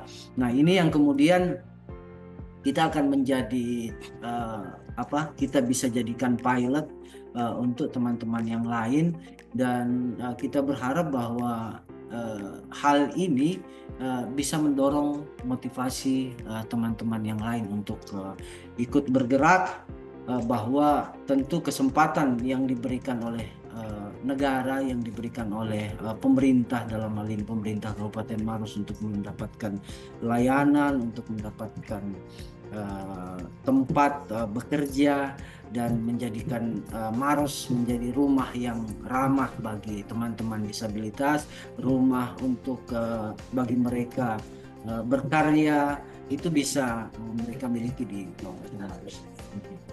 Iya, baik, terima kasih Pak Dalwangsa. Jadi memang sudah cukup banyak organisasi disabilitas yang dibentuk di Kabupaten Maros, dan kalau saya tidak salah, salah satunya juga adalah Komisi Daerah Disabilitas ya Pak ya, KDD ya?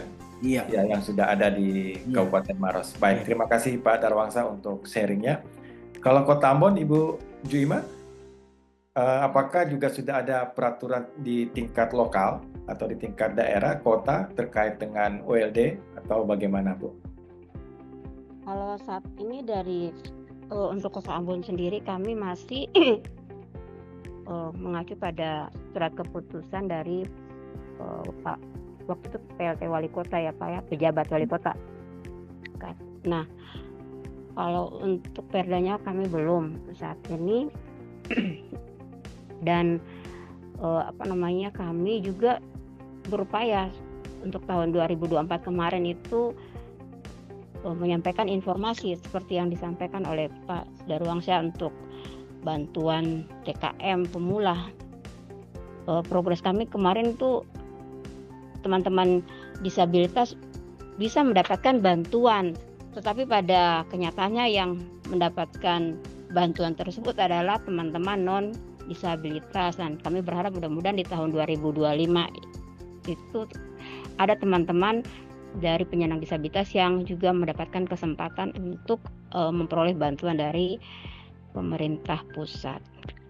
Iya, baik. Terima kasih Ibu Juwaima. Ada satu hal yang ingin saya sampaikan, mungkin saya sedikit berbagi Ya, bahwa silakan Pak. Ya. dalam proses rekrutmen tenaga mandiri pemula kemarin, Bu, tentu kita menggunakan aplikasi Career Hub oleh kementerian. Nah, dengan keterbatasan teman-teman penyandang disabilitas ini, ULD hadir Pak untuk memfasilitasi itu. ULD hadir untuk memfasilitasi teman-teman yang aksesibilitasnya secara teknologi itu sangat kurang. Karena memang sekarang digitalisasi itu menuntut kita untuk apalagi turut harus ikut andil dalam bagian dari digitalisasi itu, sehingga mau tidak mau seluruh proses yang dilakukan secara teknologi, kalau memang kita tidak mampu untuk apalagi memahaminya dengan baik, tentu itu akan menjadi kendala. Nah, apalagi ini program pemerintah di tingkat kementerian. Nah, ULD hadir pada kesempatan ini, Pak. Jadi teman-teman pendamping ULD itulah yang senantiasa mendampingi teman-teman hingga tengah malam dalam mengupload beberapa dokumen-dokumen yang dibutuhkan. Jadi ada LO namanya LO, ada Pak Syukur yang hadir di situ sebagai LO penyandang disabilitas teman-teman yang lain. Kemudian ada Ibu Mila, ada Ibu Ririn, dan ada Ibu Anti sebagai pendamping WLD yang mendampingi mereka dalam menginput data-data tersebut, dan sampai kepada akhir pengumuman itu kemudian ada perbaikan dari sisi dokumen-dokumen yang belum lengkap, itu juga tetap kami dampingi hingga mereka menerima masuk bantuan tersebut ke dalam rekening mereka. Jadi kalau kendala memang banyak Pak, jadi situasional.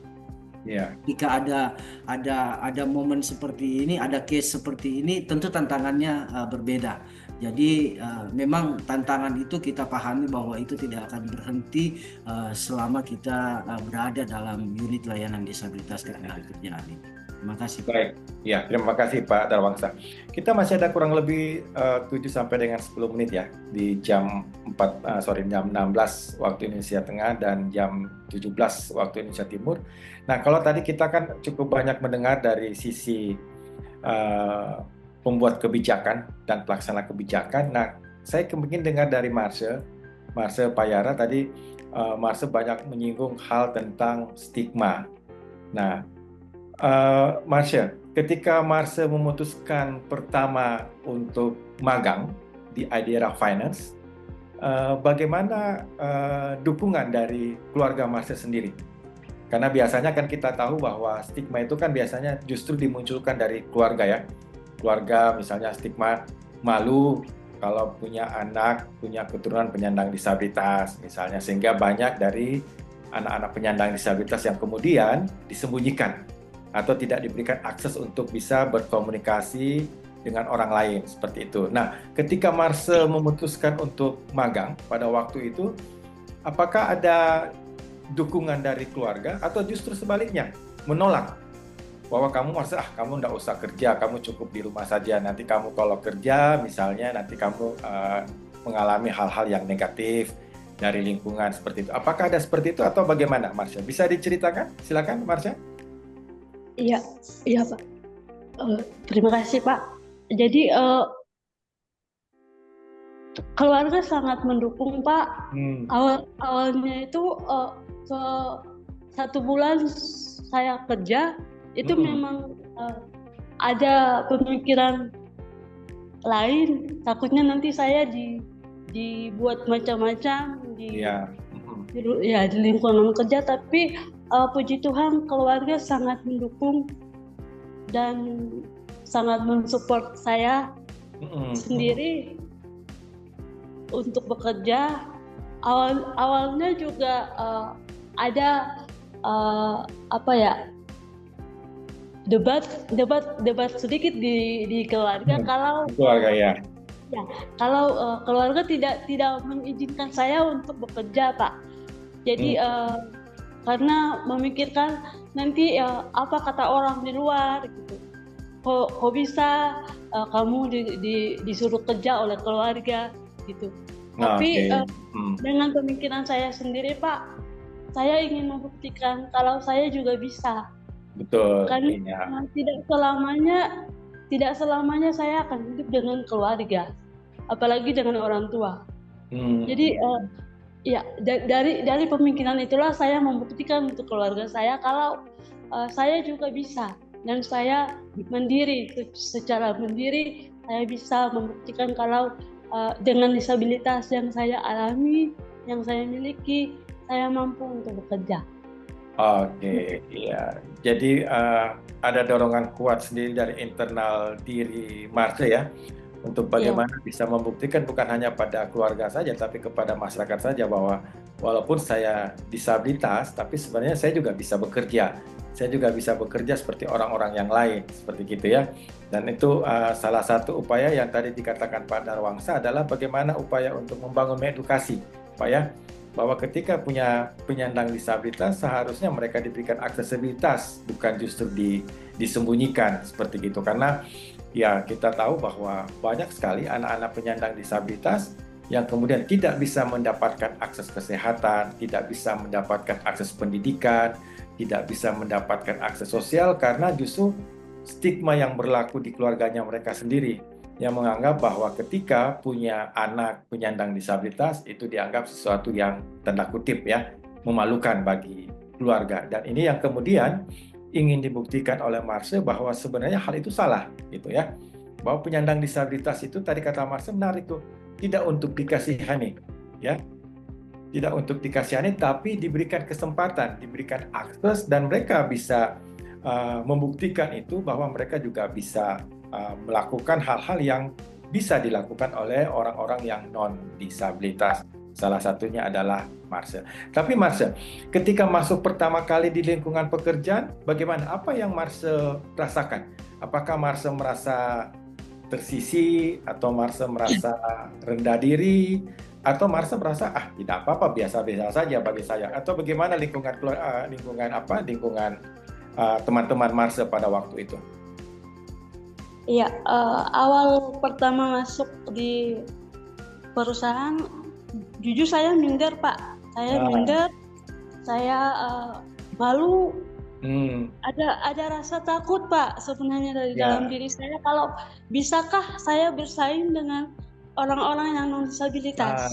Teman-teman yang lain ya, betul. Teman-teman lain, dan pandangan teman-teman yang lain juga agak berbeda karena mungkin baru juga untuk mereka beradaptasi dengan teman disabilitas gitu, Pak. Iya, betul. Tapi saya sendiri lewat diri saya sendiri, saya mendorong diri saya untuk menghilangkan rasa takut itu, menghilangkan rasa tidak percaya diri itu, sehingga membuat lingkungan kerja saya dapat menerima saya. Betul. Pak. Jadi kalau bilang awal pertama masuk kerja, mungkin iya, Pak. Saya malu, saya minder, saya merasa apakah saya bisa gitu. Tapi dengan dorongan dari keluarga juga, dari diri saya sendiri juga, saya hanya ingin membuktikan kalau ini loh kita, ini loh disabilitas yang selama ini kalian memandang dia itu bisa apa gitu. Dia tidak bisa apa-apa, tapi puji Tuhan saya mampu membuktikan kalau disabilitas juga bisa. Iya, mantap. Kalau saya tidak salah, Marce, kalau ketika dari rumah ke kantor dan balik itu menggunakan kendaraan umum ya, Marce ya? Iya, Pak, kendaraan umum. Kendaraan umum. Kalau di Makassar sebut PT-PT, kalau di Ambon disebut dengan angkot. Saya juga, Pak. Oh, juga iya. Nah, ini kan satu hal yang menarik ya. Menarik bahwa sebenarnya ketika teman-teman disabilitas ini betul-betul diberikan satu ruang aksesibilitas bagi mereka itu sebenarnya tidak butuh bantuan dari orang lain. Mereka bisa melakukan. Yang ada selama ini kan di kepala kita adalah selalu merasa bahwa teman-teman disabilitas ini harus dibantu, harus dikasihani. Padahal ketika mereka bisa diberikan aksesibilitas, mereka tidak butuh itu, ya. Jadi yang mereka butuhkan adalah aksesibilitas, dan mudah-mudahan dengan adanya ULD atau unit layanan disabilitas ini, salah satu poin penting adalah bagaimana membuka aksesibilitas bagi teman-teman penyandang disabilitas, khususnya untuk mendapatkan pekerjaan yang layak bagi mereka. Karena sering kita jumpai juga bahwa yang ini tidak bisa kita salahkan ya Pak Darwangsa, Ibu Juima, bahwa ketika perusahaan melihat teman-teman penyandang disabilitas hanya karena ingin menggugurkan kewajiban untuk mempunyai karyawan dari teman-teman penyandang disabilitas, akhirnya mereka bilang ya udah kita rekrut saja, tapi nanti kita tempatkan saja di tempat yang sebenarnya itu tidak sesuai dengan kemampuan yang dimiliki oleh teman-teman penyandang disabilitas. Ya hanya karena untuk menggugurkan kewajiban saja. Misalnya ya sudah kita tempatkan dia di dapur, kita tempatkan dia di cleaning service, atau kita tempatkan di tempat-tempat yang mungkin tidak sesuai dengan keahlian atau kemampuan yang dimiliki oleh teman-teman penyandang disabilitas. Maka memang saya sangat setuju dengan Pak Darwangsa tadi bahwa profil tentang teman-teman penyandang disabilitas itu memang sangat penting sekali. Karena itu juga kemudian bisa membantu teman-teman penyandang disabilitas untuk bisa mendapatkan pekerjaan yang sesuai dengan kriteria disabilitas yang dia miliki dan juga kemampuan yang dia miliki. Seperti itu ya. Baik, apakah masih ada yang ingin bertanya teman-teman yang ada di di ruang Zoom di sore hari ini? Ini kita ada kurang lebih sekitar 32 peserta ya, bersama dengan 3 narasumber dan moderator. Ada yang ingin disampaikan, teman-teman? Jika tidak atau sudah dicukupkan, mungkin sebelum saya menutup diskusi Inspirasi Bakti di kesempatan kali ini, saya ingin mempersilakan ke masing-masing narasumber kita, atau saya mau bertanya dulu ke teman-teman Rumah Generasi, Kepala Cabangnya PT Adira Finance, apakah bergabung atau tidak jadi?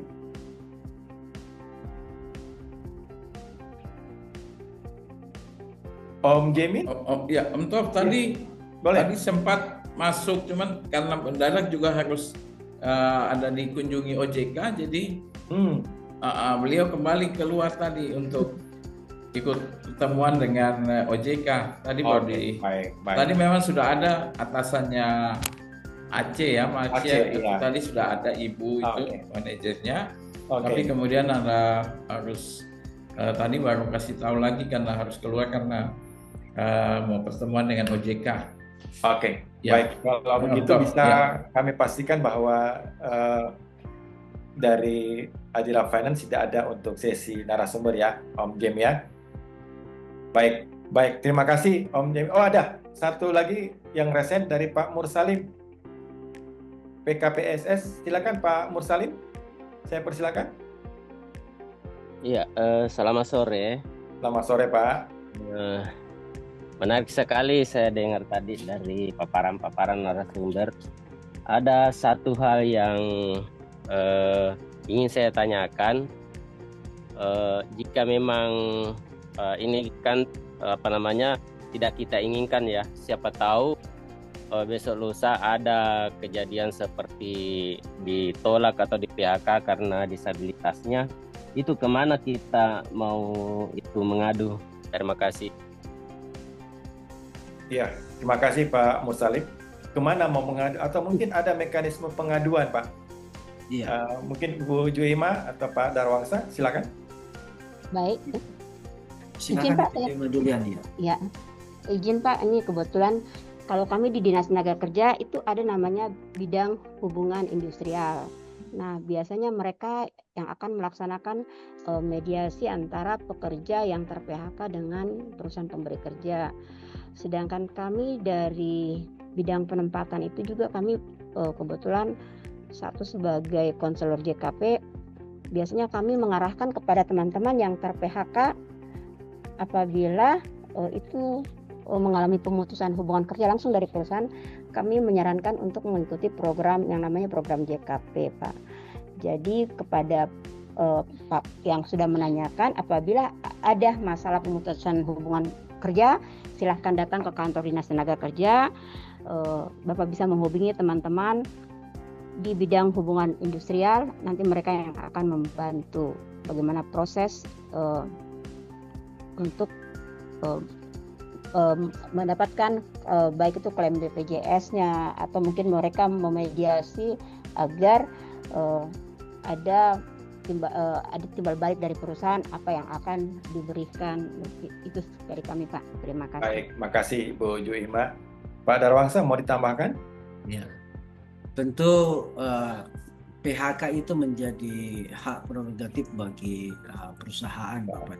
Semua seperti yang kita tahu bahwa kondisi COVID kemarin itu memaksa beberapa perusahaan untuk merumahkan beberapa karyawannya sebagian, atau bahkan ada yang menutup usahanya. Tetapi yang perlu Bapak Ibu pahami, teman-teman penyandang disabilitas, bahwa negara telah mengatur kesamaan hak terhadap semua warga negaranya dan menjamin perlindungan bagi penyandang disabilitas. Jadi itu saja yang Bapak pegang, bahwa hak-hak penyandang disabilitas itu sudah menjadi amanah undang-undang yang harus kita laksanakan. Soal mekanisme PHK seperti tadi yang disampaikan oleh Ibu Juima, bahwa memang di Dinas Tenaga Kerja itu kita punya urusan yang kita sebut dengan bidang hubungan industrial, di mana seluruh persoalan-persoalan menyangkut tenaga kerja yang di PHK itu kemudian dimediasi oleh seorang mediator untuk mendapatkan hak dari PHK yang telah dilakukan oleh perusahaan, baik itu terhadap asuransi ketenaga kerjaannya, atau yang biasa kita sebut dengan jaminan sosial ketenaga kerjaan, jaminan kesehatan, dan hak-hak yang lainnya yang harus didapatkan oleh seorang yang ter-PHK dari perusahaan. Dan insya Allah perusahaan pasti akan menyelesaikan seluruh kewajiban-kewajiban terhadap pekerja yang di PHK. Jika tidak, maka ini tentu akan mengarah ke peradilan, dan nanti keputusan peradilan lah yang memutuskan bahwa hak-hak yang pantas untuk Bapak Ibu dapatkan itu akan menjadi milik Bapak Ibu semua. Terima kasih. Baik, Bu Juima dan Pak Darwangsa. Jadi ketika ada pemutusan hubungan kerja yang dialami oleh teman-teman penyandang disabilitas, ketika pemutusan hubungan kerja itu dilakukan secara profesional, tentu itu menjadi hak prerogatif dari pemberi kerja, gitu ya. Tetapi ketika pemutusan hubungan kerja itu dilakukan karena pertimbangan disabilitas yang bersangkutan, maka tadi ada proses pengaduan yang dibuka oleh teman-teman di Dinas Ketenagakerjaan melalui hubungan industrial, bidang hubungan industrial. Nah, di situ ada proses mediasi yang akan dilakukan secara tripartit antara pekerja, pemberi kerja, dan pemerintah yang diwakili oleh Dinas Ketenagakerjaan. Jika proses ini tidak berjalan dengan baik, tadi kata Pak Darwangsa, maka tentu akan berlanjut ke dalam proses hukum yang akan ditentukan oleh pengadilan, seperti gitu ya. Dan sudah dipastikan bahwa teman-teman di Dinas Ketenagakerjaan melalui ULD ini tentu akan mengawal apa-apa saja yang menjadi hak dari teman-teman penyandang disabilitas yang mengalami pemutusan hubungan kerja, termasuk jaminan sosial dan sebagainya, seperti itu. Baik, terima kasih Pak Darwangsa, Ibu Juima, dan juga terima kasih Pak Mursalim. Semoga jawaban dari dua narasumber ini sudah bisa memberikan informasi yang cukup bagi Pak Mursalim ketika tadi mengatakan bahwa bagaimana kalau ada teman-teman penyandang disabilitas mengalami pemutusan hubungan kerja, seperti itu. Masih ada atau bisa dicukupkan? Saya ingin bertanya dulu kepada panitia dari Bakti, Ibu Sherly, apakah kita cukupkan untuk inspirasi Bakti? Cukup, Pak. Oke, cukup. Terima kasih, Bu Sherly. Baik, teman-teman Inspirasi Bakti, yang pada hari ini atau pada sore hari ini bergabung.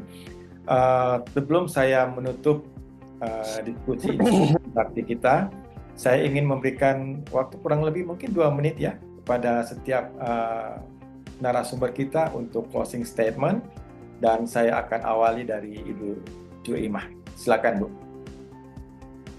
Ya, ini kesimpulan akhir dari saya bahwa saya berharap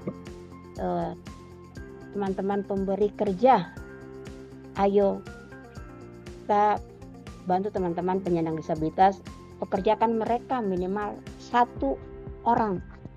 Tidak harus langsung ditempatkan, tetapi boleh melalui pemagangan atau pelatihan. Jangan lihat kekurangan mereka, tetapi di balik kekurangan mereka itu ada kelebihan yang tersembunyi. Dan buat teman-teman tenaga kerja penyandang disabilitas, tetap semangat, tetap bekerja, Tuhan memberkati. Terima kasih. Baik, terima kasih Ibu Juimah. Ke Pak Darwangsa, silakan Pak, closing statement-nya. Untuk teman-teman penggiat WLD Ketenagakerjaan, kemudian untuk teman-teman penggiat inklusi, kami berharap bahwa kita terus berkolaborasi. Kerja-kerja ini merupakan kerja yang butuh pengorbanan, dan hasil dari sebuah perjuangan itu dinilai dari seberapa besar pengorbanan yang kita lakukan. Semakin besar pengorbanan yang kita lakukan, maka hasilnya akan maksimal. Dan teman-teman perusahaan jangan menutup diri bahwa di antara kita ini semua makhluk Allah, bahwa kita ini mempunyai tujuan masing-masing diciptakan. Bahwa teman-teman penyandang disabilitas memang sudah punya tujuan tertentu diciptakan, dan kita juga yang non-disabilitas juga punya tujuan tertentu. Mari kita manfaatkan, mari kita arahkan tujuan-tujuan mulia dari Allah Subhanahu wa Ta'ala untuk mengarahkan yang terbaik bagi kita semua. Terima kasih. Terima kasih Pak Darwangsa. Marsha, silakan Marsha. Ya, mungkin lewat forum ini saya mau menyampaikan kalau untuk teman-teman disabilitas yang ada di forum ini, jangan pernah malu, jangan pernah putus asa. Mari kita buktikan kalau kita itu bisa, dan kita buktikan untuk dunia kalau kita itu bukan untuk dikasihani. Iya, menarik. Terima kasih ya, teman-teman sekalian. Sebelum saya menutup diskusi inspirasi bakti kita di hari ini, izinkan saya untuk memberikan beberapa hal sebagai pointer dari apa yang sudah kita diskusikan. Yang pertama, bahwa pembentukan unit layanan disabilitas ini menjadi salah satu mandatori atau wajib ya di setiap instansi. Hal ini ada dituangkan di dalam Undang-Undang Nomor 8 Tahun 2016 tentang penyandang disabilitas. Itu kemudian diturunkan dalam bentuk peraturan pemerintah, dan ada contoh baik yang sudah dilakukan oleh teman-teman di Kabupaten Maros dan di Kota Ambon. Itu kemudian diturunkan dalam bentuk peraturan lokal atau di peraturan bupati, dan juga surat keputusan pejabat wali kota di Kota Ambon. Dan kita berharap bahwa contoh baik ini bisa kemudian menular ke kabupaten kota yang lain yang ada di kawasan tengah maupun di kawasan timur Indonesia. Yang kedua, proses pembentukan OLD ini sebenarnya tidak hanya berhenti ketika OLD itu sudah terbentuk, tetapi ada challenging, ada tantangan yang jauh lebih besar. Salah satunya dari sisi pembiayaan, kemudian bagaimana sumber daya manusia yang ada, bagaimana membuka paradigma baru tentang bagaimana teman-teman melihat penyandang disabilitas itu, kemudian juga memberikan pengetahuan yang baru, bukan hanya di lingkungan OLD, tetapi juga di lingkungan kemitraan teman-teman dari Dinas Ketenagakerjaan, apakah itu perusahaan atau organisasi-organisasi atau perusahaan profit yang lainnya. Kemudian berikutnya adalah bahwa tantangan ini tidak hanya diselesaikan atau menjadi tanggung jawab saja dari pemerintah daerah atau pemerintah kota, tetapi juga harusnya ada kontribusi dari stakeholders lain yang ada di daerah. Salah satunya adalah ada organisasi masyarakat sipil yang tentu bisa diajak untuk berkolaborasi bagaimana membangun dunia kerja yang inklusif yang kemudian bisa memberikan aksesibilitas bagi teman-teman penyandang disabilitas. Dan yang terakhir bahwa mari, tadi kata Marsha, teman-teman penyandang disabilitas itu tidak perlu untuk dikasihan, ya. Tetapi berikanlah ke mereka akses yang cukup, berikanlah ruang akses bagi mereka, dan ketika ruang itu ada, ketika aksesibilitas itu ada, maka yakin dan percaya mereka akan bisa menjalankan fungsi-fungsi mereka, baik itu fungsi sosial maupun fungsi-fungsi yang lainnya. Untuk itu, mari kita berikan semangat bagi teman-teman penyandang disabilitas. Tepuk tangan dulu. Kalau kodenya gini ya, ya. Nah, dan kemudian juga melalui kesempatan ini saya ingin menyampaikan selamat kepada teman-teman penyandang disabilitas. Kemarin tanggal 3 Desember ya, Hari Disabilitas Internasional atau nasional ya. Yang jelas Hari Disabilitas kemarin tanggal 3. Semoga momentum Hari Disabilitas ini kemudian bisa menjadi penyemangat bagi teman-teman penyandang disabilitas untuk bisa bersama-sama kita membangun negeri ini. Karena setiap orang yang ada di dunia ini adalah setara. Ya. Tidak ada satu orang pun, tidak ada satu kelompok pun yang harus ditinggal karena keterbatasan yang mereka miliki. Semua harus sama, semua harus setara. Dan itu sudah dimulai dan sudah diinisiasi melalui program inklusi yang dilaksanakan oleh Yayasan Bakti di kawasan tengah dan kawasan timur Indonesia. Mari kita beri tepuk tangan untuk teman-teman di Yayasan Bakti. Baik, Pak Ibu Juima, Pak Darwangsa, Ibu Ade Marsha, Pak Yara, terima kasih untuk waktunya, untuk berbagi banyak hal, berbagi banyak pengetahuan baru yang didapatkan pada sore hari ini pada kegiatan Inspirasi Bakti. Dan juga saya ingin mengucapkan terima kasih kepada teman-teman yang hadir di ruang Zoom kita yang sudah mengikuti kegiatan ini dari tadi kurang lebih jam 2 ya, sampai dengan jam 4 lewat sedikit kita akan menyelesaikan kegiatan Inspirasi Bakti ini. Terima kasih untuk kehadiran dan partisipasinya. Dan saya atas nama Muhammad Taufan Hidayat mengucapkan mohon maaf kalau ada kata-kata yang salah atau ada kalimat yang kurang berkenan, mohon dimaafkan karena itu adalah keterbatasan saya. Mudah-mudahan kita berjumpa di lain kesempatan dengan topik yang berbeda, dengan semangat Inspirasi Bakti yang makin menyala gitu ya. Head of Timnas Indonesia ada hubungannya. Terima kasih buat semua, untuk teman-teman. Saya tidak bisa menyapa satu-satu. Ada Beta Bung Sobat, punya saudara Bung Jimmy.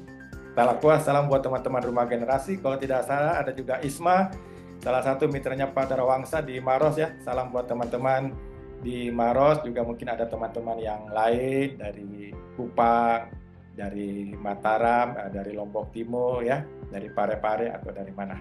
Terima kasih sekali lagi dan saya tutup kegiatan Inspirasi Bakti dengan ucapan salam hormat, salam sejahtera, salam sehat buat kita semua. Assalamualaikum warahmatullahi wabarakatuh.